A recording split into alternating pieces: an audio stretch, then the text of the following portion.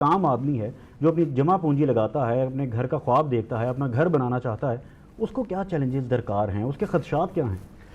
सबसे पहला खदशा तो ये है कि जिसको इस खदशे से पहले मैं ये जिक्र कर दूं कि अल कबीर ने उसको काफ़ी हद तक एड्रेस कर दिया। अच्छा। उसकी वजह यह है कि अगर आप देखें कि अगर किसी को घर खरीदना है, 5 महीने का घर खरीदने की एग्जांपल ले लें, तो मार्केट में वो क्या करेगा, नॉर्मल लोगों को खरीदना पड़ता है 100% कैश देकर, उसके बाद उसकी ट्रांसफ़र होती है। ठीक है। कुछ डेवलपर्स ऐसे भी होंगे कि जो ऑफर कर रहे होंगे कि आप 50-60% पेमेंट, जब आपकी 75% पेमेंट पूरी हो जाती है तो हम आपको पोजेशन दे देंगे। अल कबीर डेवलपर्स में अगर आपने घर बनाना है, हम डाउन पेमेंट देते हैं, हम कहते हैं अपना घर बनाइए, पेमेंट 3 साल में आती रहेगी। अच्छा, ये ऑन ग्राउंड प्रॉपर्टी होती है? ऑन ग्राउंड प्रॉपर्टी होती है। आप आज प्लॉट की सिर्फ डाउन पेमेंट देते हैं।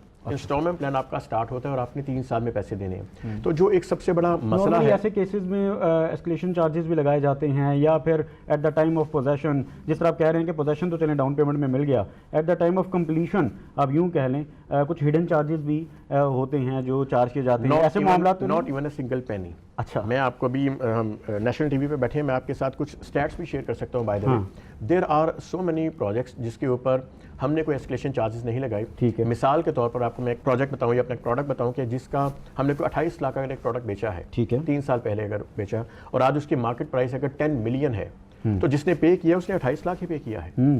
अगर हमारा कोई ऐसा प्रोजेक्ट है जहाँ पर 15 लाख रुपए कीमत थी, इसमें कोई शक नहीं है कि आज 3 साल बाद, 4 साल बाद को 45 से 50 लाख या 60 लाख तक भी उसकी एज पर लोकेशन उसकी प्राइस गई है, लेकिन जो क्लाइंट ने पे किया है वो 15 लाख ही है।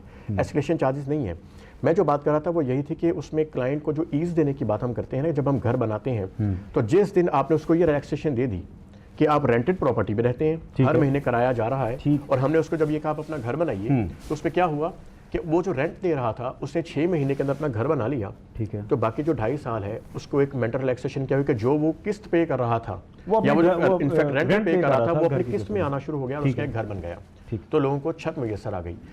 मिलियंस में इस वक्त तादाद है। सिर्फ लाहौर शहर की बात करूंगा, ठीक है, अप्रॉक्सीमेटली अगर आप इसका कोई बॉलपर्क फिगर ले लीजिए, दैट इज 2.5-2.6 मिलियन इस वक्त शॉर्टेज है घरों की लाहौर के अंदर। बिल्कुल। और तो जब लाहौर की हम बात करें, जी हाँ, और हर साल माइग्रेशन देख लीजिए, अगर आप इकोनॉमिक सर्वे ऑफ पाकिस्तान देख लीजिए या आप गूगल एनालिटिक्स देख लीजिए कि कितने ही लोग ऐसे हैं कि जो दूसरे शहरों से लाहौर में आबाद होने के लिए आते हैं, लेकिन यहाँ पर घर मौजूद नहीं है। That is the reason why कि हम लोगों ने लाहौर फैल भी गया है, लाहौर फैल गया, लेकिन हम लोगों ने उसके ऊपर क्या किया, प्लानिंग हमने लोगों के लिए यह आसानी पैदा कर दी अल कबीर डेवलपर्स ने कि हम लोग टाउन हाउस कम्युनिटी की तरफ उनको ले आए। ठीक है। एक बंदा जो 2 करोड़ का घर नहीं खरीद सकता, हमने उसको 36 लाख रुपए में 2 बेड अपार्टमेंट दे दिया। 3 साल के पेमेंट प्लान पे दे दिया। ये बनते भी हैं, मिलते भी हैं? मिल चुके हैं। अच्छा, जी हाँ, ठीक है, मिल चुके हैं और वक्त से पहले मिल चुके हैं। ठीक है। मैं तो बल्कि देखने वालों को ये कहूंगा कि आप अल कबीर डेवलपर्स का जो कॉर्पोरेट ऑफिस है हमारा कलमा चौक पर, आप जरूर विजिट कीजिए। हमारी टीम आपको वहां पर विजिट करवाएगी। अगर हम 4 साल का प्लान देते हैं